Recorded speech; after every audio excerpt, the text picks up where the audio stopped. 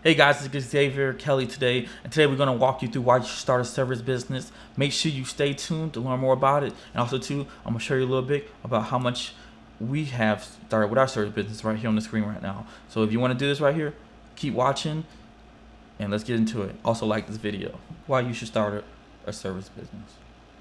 So you're probably thinking to yourself, if you clicked on this, you're probably looking for some way to make some extra money, place your income, or just build a better life for yourself on this part. One thing I want to say to you on this part is that you can do all that with a service business. You can do more. There's some huge service businesses out there. There's so many things you can do with an actual service business. There is no limits on a service business, especially once you get into multiple markets and other stuff like that. One thing that I've been doing with my partner, we built a business called Kelly Rentals. The party rental business, we rent out tents, tables, chairs, linen, dishes, all that stuff like that. We're no way the biggest in the markets we're in, but we're in 2 different markets. We have 4 locations, and we've been building up on that part right there, on there. Just to give you a little proof, because I want y'all to make sure y'all know who I am and what we do on this part. This is how much we kind of made already today. It's like $1,219.40. It's kind of low right now, but we need to build that up. Yesterday we made $5,416.65. And the month already up to the 8th, which we're on right now, is $26,000 in that part. Just kind of give you a little proof so y'all know exactly. So I know a little bit what I'm talking about on that part. We're not the best, but I still think I can help a lot of people out there on this part. I'm gonna refresh it right now so you can see it. Boom. Now we get that out of the way.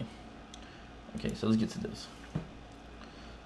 So these are the reasons why I, like service business, think you should start a service business, especially if you're looking to take control of your life, build your savings up, and live life on your terms on that part. A lot of people try to sell you on stuff, you need to make money on the internet, online on this part and this part, but doing this. You can do that, and not a lot of people succeed. With service businesses, all these businesses, you can have to put up less money.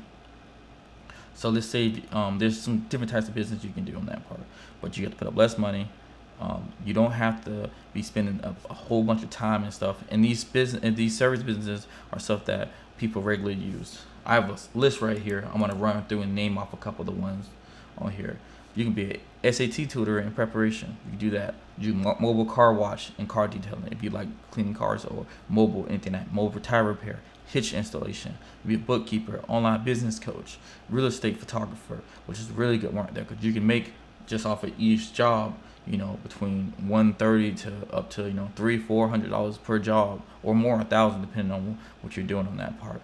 You can do 3D photographer. You can get you a meta box, go into the real estate jobs or to other commercial spaces and do the meta box around and stuff to get a 3D model. You can be a locksmith if you know that services already. If you're already working in some of these services, you do appliance repair, appliance rentals. If you ever lived in an apartment, you know that a lot of people rent out their appliances too as well.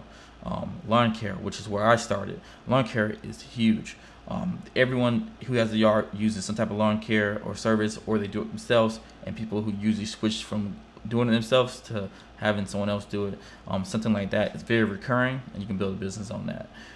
And a lot of these businesses like that, all you need is a way to transport yourself over there, and then you just need a push load more or an edger, and you do from that, or a weed eater, which you can use as your edger on that part. You can be a used mobile phone seller. My brother does this right here. My brother makes over $20,000 a month just selling used phones on this part. Used phones, all that stuff right there. Tons of people buying phones cheaper and reselling them and getting the margin in between. You can do trailer rentals, camera rentals. You do graphic design work, appliance rentals, as I said before, SEO strategy, just a retail property manager, whatever you want to do. There's tons of work you can do on that part on there that you can plan to do. So you can do it for less money. Second, these are proven business models. Here's 3 of the business models that I really like for the most time on here. Kind of 3 business models in this part.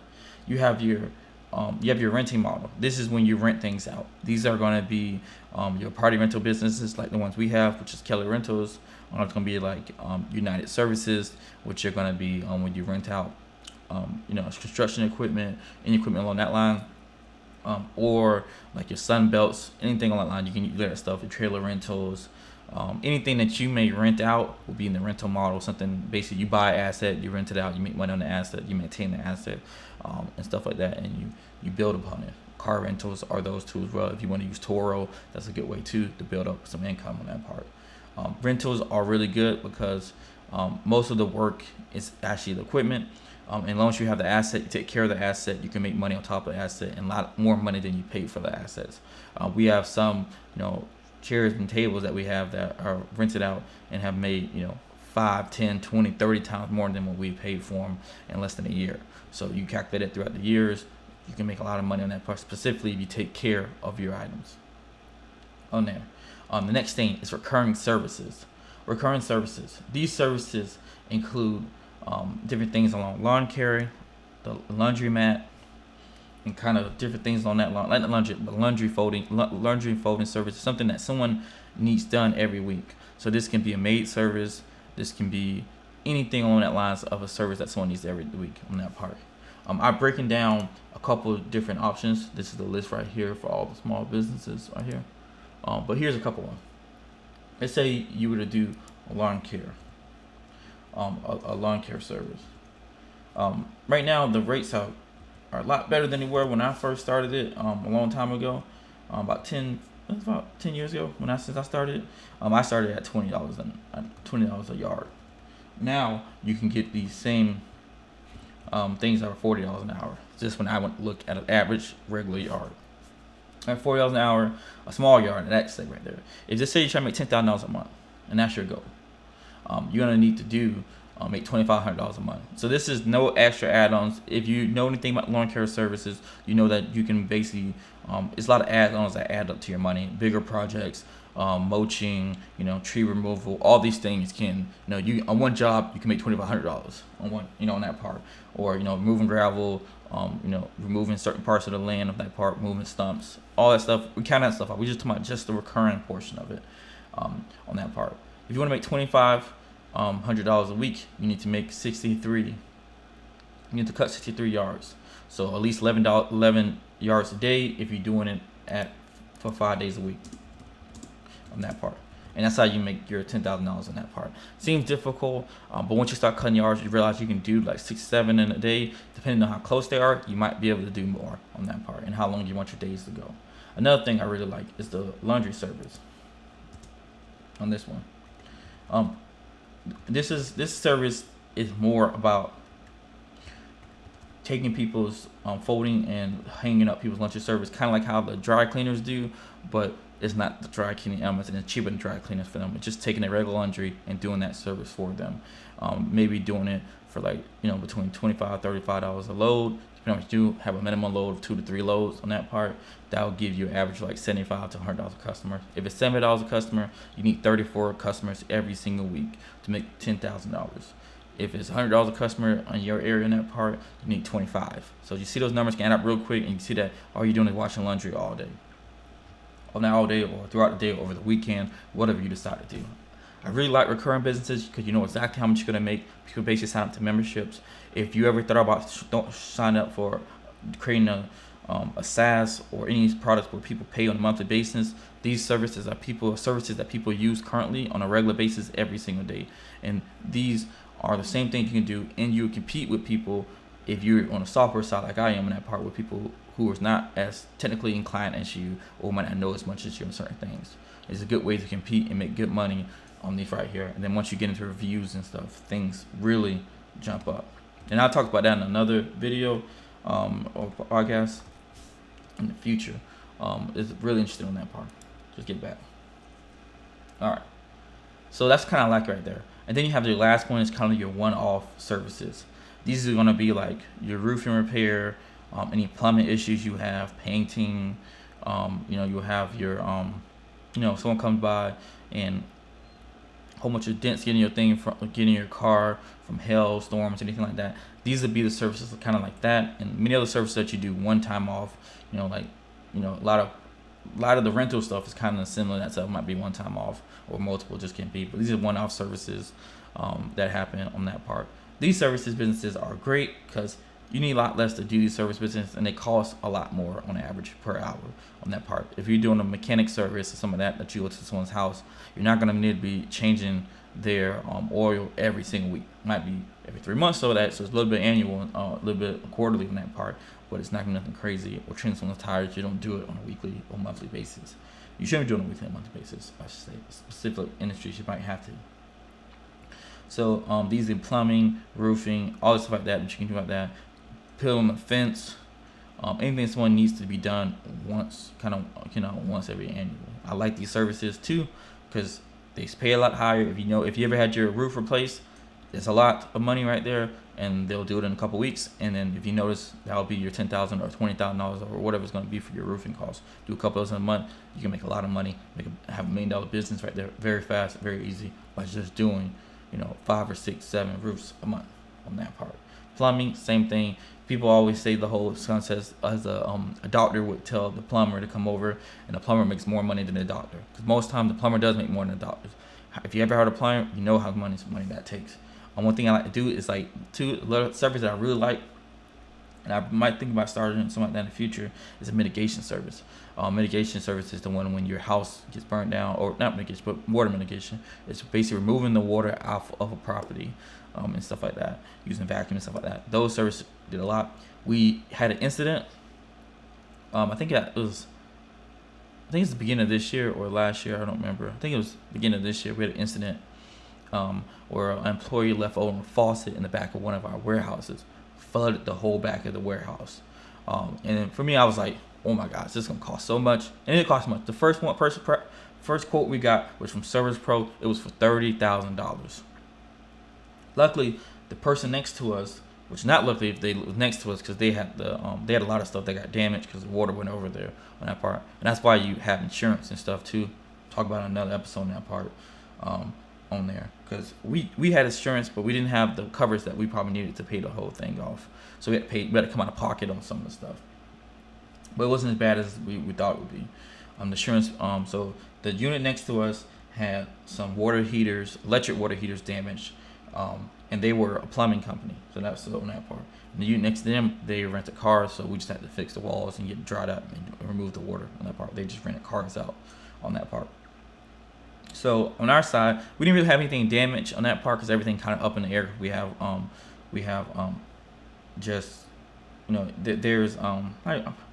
there's racks in there for putting everything up in there. So we have the racks and stuff in there, so we don't really have a lot of issues with things in there on that part. But the walls and stuff were wet.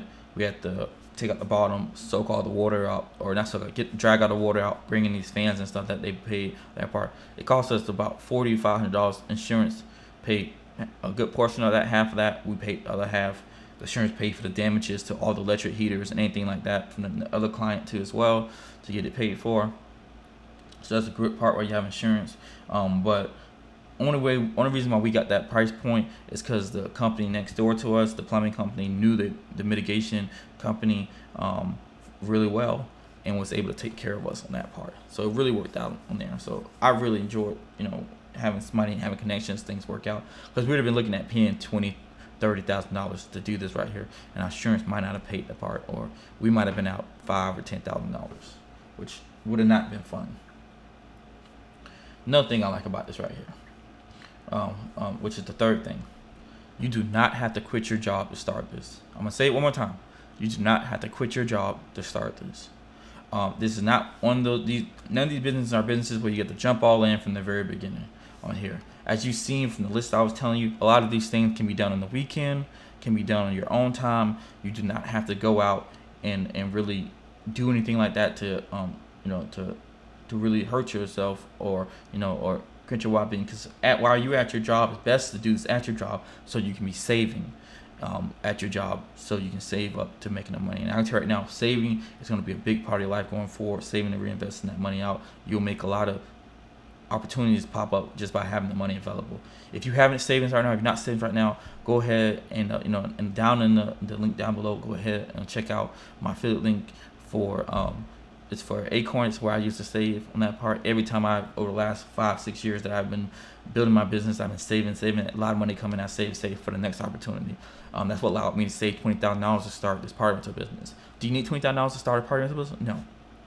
The chairs cost at the time it cost like $10, so you can buy them little bit by little bit on that part. At the time we now the chairs are more and stuff like that, but you don't need that much. Just you build that part. Now we have about $400,000 for equipment and stuff now, but you can build stuff up over time just by reinvesting. So check the link down below. That's right now from Acorn link. For you need to start saving today. If you're not saving now, you need to save. Saving allows you more opportunities, and then you get into investing that stuff into as well. But that's someone else can tell you about that. But you need to start saving. Check out Acorns below on that part. Do not quit your job. Work these businesses on the weekends. If you're doing lawn care, cut yards on the weekends, Saturday and Sunday. If you're doing property rentals, most of that stuff will be done on the weekends anyway, so you can do it on the weekends on that part. Start the operation that you can run on the weekend that runs very well. If you're doing some mitigation stuff, maybe do your things on the weekend. Only take clients for the weekends. If you're doing ads, some of that, only set them up for the weekend so you can get those stuff during the week. On that part, one thing about mitigation, if you ever call one, they're always backed up, so there's a lot of reason for you to get in there and take some stuff out on that part.